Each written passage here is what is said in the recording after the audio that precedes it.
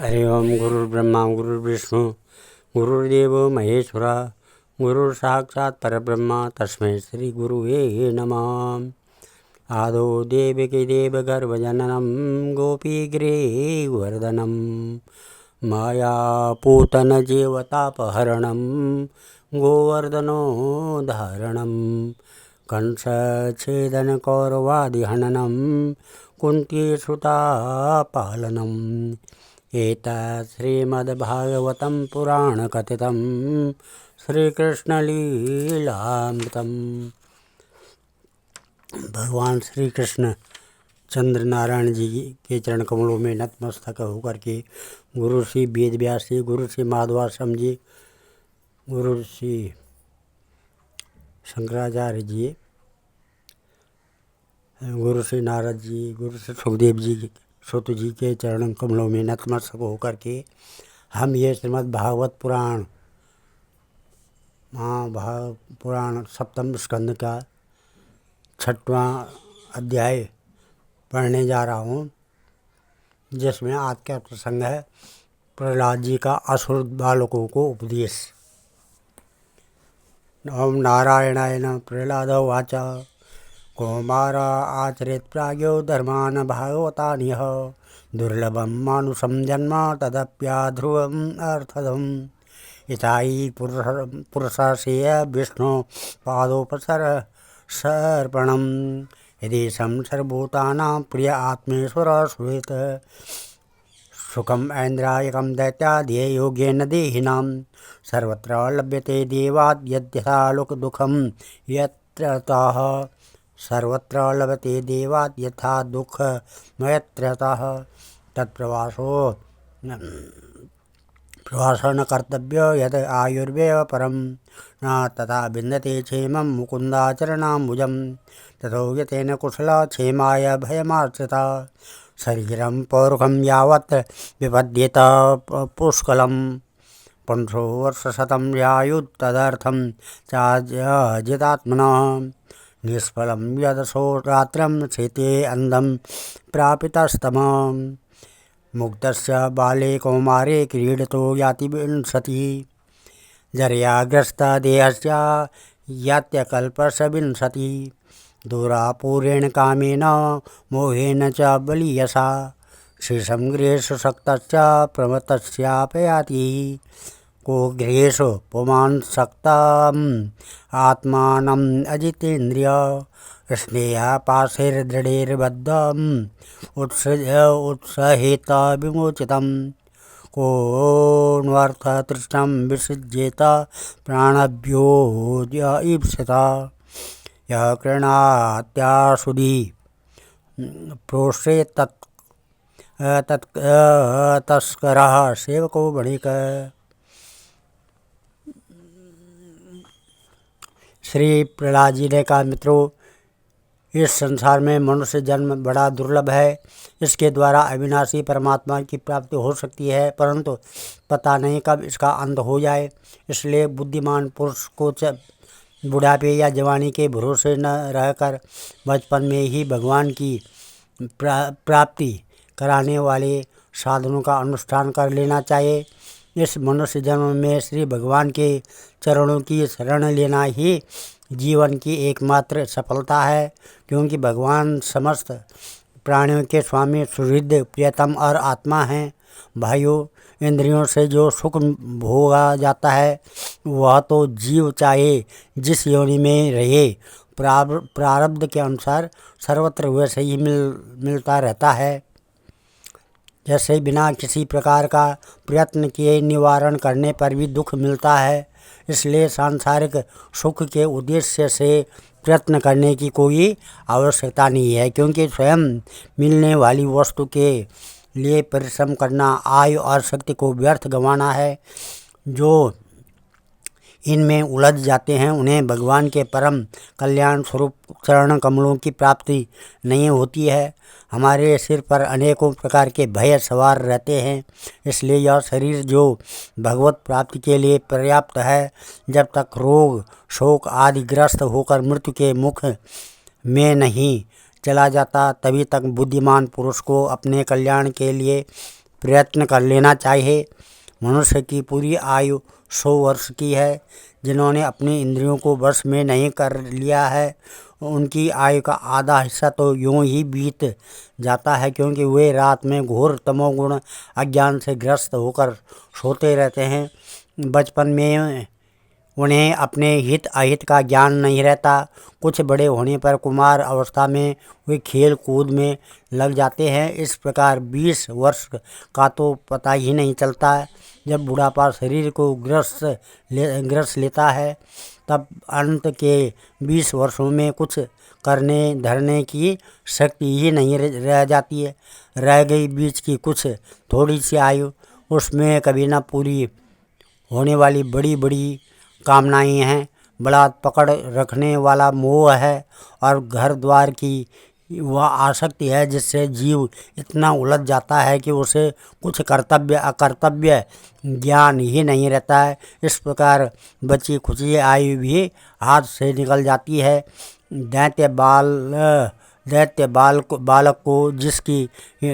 बालक को जिसकी इंद्रियां बस में नहीं है, ऐसे कौन सा पुरुष होगा जो घर गृहस्थी में आसक्त और माया ममता की मजबूत फांसी में फंसे हुए अपने आप को उससे छुड़ाने का साहस कर सके, जिससे चोर सेवक एवं व्यापारी अपने अत्यंत प्यारे प्राणों की भी बाजी लगाकर संग्रह करते हैं, और इसलिए उन्हें जो प्राणों से भी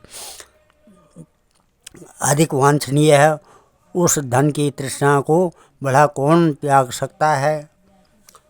कथम प्रियाया अनुकंपिताया संगम रहस्यम रुचिरास्य मंत्रान सुहृत्सुचात् स्नेहसिता शिशूनां कलाक्षराणाम् अनुरक्तचित्ता पुत्रान् स्मरन्तास्द्वैत्रीहृदय्या भ्रातॄन् स्वसर्वा पितरो च दीनो नृणान् मनोज्ञोरुपच्छिन्ददासा वृत्तिश्च कुल्या पशुवृत्त्यवर्गान् त्यजेत् कोशात् दिवेहमान कर्माणि लोभाद् वितृप्तकामा औपत्यजय हव्य बहुमन्यमान कथं विरज्येत दुरन्तमोह कुटुम्बपोषाय विजय निजायुर्न बुध्यतीर्थ व्यतं प्रमत्त सर्वत्र तापात्रय दुःखितात्मा निर्विद्यते न सुकुटुम्बराम वित्तेषु नित्या विनिविष्टचेता विद्वांसदोहं परिवित्तहर्तु प्रीतीय चाथाप्यजितेन्द्रियस्ता दशान्तकामो हर्ते कुटुम्बी विद्वानपीठं धनुजा कुटुम्बं पुष्णश्लोकाय न कल्पते वे यः स्वीयपारक्य विभिन्नभावा स्तमन् प्रपद्येत यथा विमूढः यतो न कश्चित् क्वच कुत्रचित् वा येन स्वमात्मान् मलं समर्थ विमोचितं कामदृशं विहार क्रीडा मृगो यन्निगडो विसर्ग ततो विदूरात् परिहत्य दैत्येषु संगं विषयात्मकेषु उपेत नारायण आदिदेवं स मुक्तसंगे रिसतोपवर्गः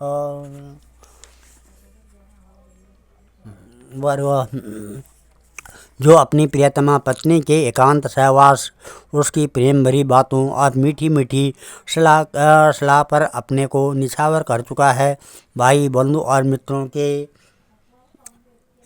स्नेह पास में बन चुका है और नन्हे शिशुओं की तोतली बोली पर लुभा चुका है, भला वह उन्हें कैसे छोड़ सकता है। जो अपने ससुराल आ गई हुई प्रिय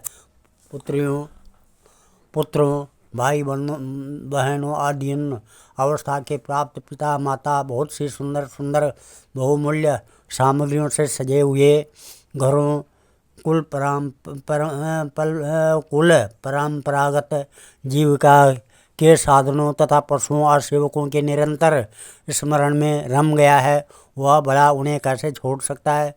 जो जनेंद्रिय और रसेंद्रिय के सुखों को ही सर्वस्व मान बैठा है, जिसकी भोग वासनाएं कभी तृप्त नहीं होती, जो लोभवश कर्म पर कर्म करता हुआ रेशम के कीड़े की तरह अपने को और भी कड़े बंधन में जकड़ता जा रहा है, और जिसके मोह की कोई सीमा नहीं है, वह उनसे किस प्रकार विरक्त हो सकता है और कैसे उनका त्याग कर सकता है।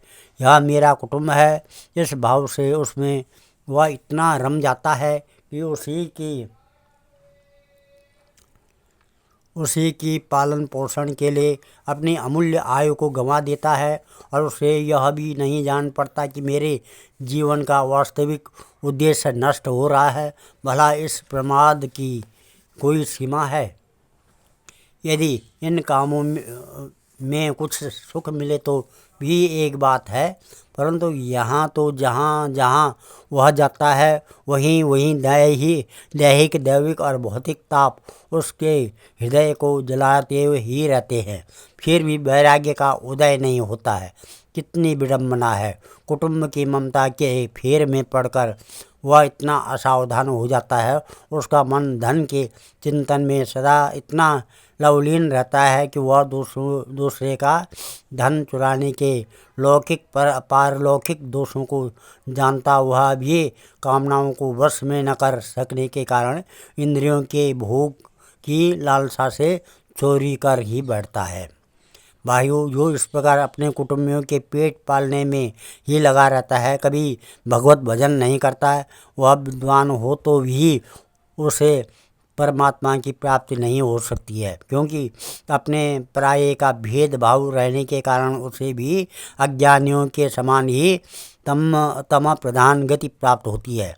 जो कामनियों के मनोरंजन का सामान उनका क्रीड़ा मृग बन गया है, और जिसने अपने पैरों में संतान की बेड़ी जकड़ ली है, वह बेचारा गरीब चाहे कोई भी हो, कहीं भी हो, किसी भी प्रकार से अपना उद्धार नहीं कर सकता। इसलिए भाइयों, तुम लोग विषयासक्त दैत्यों का संग दूर से ही छोड़ दो और आदिदेव भगवान नारायण की शरण ग्रहण करो, क्योंकि जिन्होंने संसार की आसक्ति छोड़ दी है, उन महात्माओं के वे ही परम प्रियतम और परम गति है।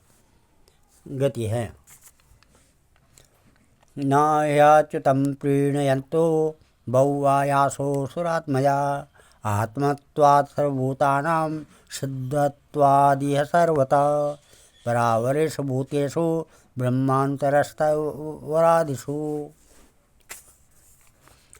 भौतिकेषु विकारेषु भूतेष्वत महत्सु च गुणेषु गुणासाम्ये च गुणव्यतिकरे तथा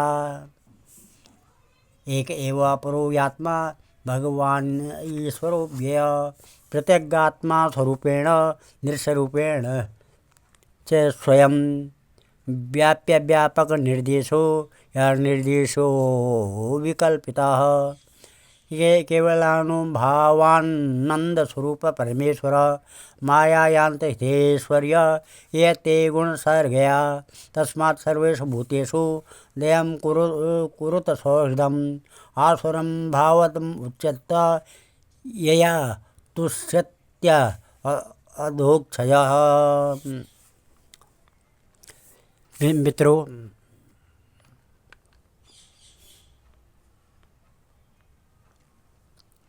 भगवान को प्रसन्न करने के लिए कोई बहुत परिश्रम या प्रयत्न नहीं करना पड़ता, क्योंकि वे समस्त प्राणियों के आत्मा हैं और सर्वत्र सबकी सत्ता के रूप में स्वयं सिद्ध वस्तु है। ब्रह्मा से लेकर तिनके तक छोटे बड़े समस्त प्राणियों में पंचभूतों से बनी हुई वस्तुओं में, पंचभूतों में, सूक्ष्म तन्मात्राओं में, महत्तत्व में, तीनों गुणों में और गुणों की साम्य अवस्था प्रकृति में एक ही अविनाशी परमात्मा विराजमान है। वे ही समस्त सौंदर्य, माधुर्य और ऐश्वर्यों की खान है। वे ही अंतर्यामी दृष्टा के रूप में ही और वे ही दृश्य जगत के रूप में भी हैं। सर्वथा अनिवर्चनीय तथा विकल्प रहित होने पर भी दृष्टा और दृश्य, व्याप्य और व्यापक के रूप में उनका निर्वचन किया जाता है। वस्तुतः उनमें एक भी विकल्प नहीं है। वे केवल अनुभव स्वरूप, आनंद स्वरूप एकमात्र परमेश्वर ही है। गुणमयी सृष्टि करने वाली माया के द्वारा ही उनका ऐश्वर्य छिप रहा है। इसके निवृत्त होते ही उनके दर्शन हो जाते हैं। इसलिए तुम लोग अपने दैत्यपने का, आसुरी संपत्ति का त्याग करके समस्त प्राणियों पर दया करो, प्रेम से उनकी भलाई करो। इसी से भगवान प्रसन्न होते हैं। आदि नारायण अनंत भगवान के प्रसन्न हो जाने पर ऐसी कौन सी वस्तु है जो नहीं मिल जाती। लोक और परलोक के लिए जिन धर्म, अर्थ आदि की आवश्यकता बतलाई जाती है, वे तो गुणों के परिणाम से बिना प्रयास के स्वयं ही मिलने वाली है। जब हम श्री भगवान के चरणामृत सेवन करने और उनके नाम गुणों का कीर्तन करने में लगे हैं, तब हमें मोक्ष की क्या आवश्यकता है। यूँ शास्त्रों में धर्म, अर्थ और काम, इन तीनों पुरुषों का भी वर्णन है। आत्मविद्या, कर्मकांड, न्याय, तर्क शास्त्र, दंड नीति और जीविका के विविध साधन, ये सभी वेदों के प्रतिपाद्य विषय हैं। परंतु यदि ये अपने परम हितैषी परम पुरुष भगवान श्री हरि को आत्मसमर्पण करने में सहायक हैं, तभी मैं इन्हें सत्य सार्थक मानता हूँ। अन्यथा ये सब के सब निरर्थक हैं। यह निर्मल ज्ञान जो मैंने तुम लोगों को बतलाया है, बड़ा ही दुर्लभ है। इससे पहले नर नारायण ने नारद जी को उपदेश किया था, और यह ज्ञान उन सब लोगों को प्राप्त हो सकता है जिन्होंने भगवान के अनंत प्रेमी एवं अकिंचन भक्तों के चरण कमलों की धूलि से अपने शरीर को नहला लिया है। एवं विज्ञान सहित ज्ञान विशुद्धि भागवत धर्म है। इसे मैंने भगवान का दर्शन कराने वाले देवर्षि नारद जी के मुँह से ही पहल सुना था। दैत्यपुत्रा ऊचु प्रह्लाद त्वं वयं चापि नर्तेयं विद्यहे गुरुम् एतव्यं गुरुपुत्राभ्यां बालानाम् अपि ईश्वरो बालशान्तपुरस्थस्य महत्संगो दुरन्वयः छिन्दी च संशयं सौम्यं साचेन्द्रियश्रम्भ कारणम्। प्रह्लाद जी के सहपाठियों ने पूछा, प्रह्लाद जी, इन दोनों गुरु पुत्रों को छोड़कर और किसी गुरु को तो न तुम जानते हो न हम। ये ही हम सब बालकों के शासक हैं।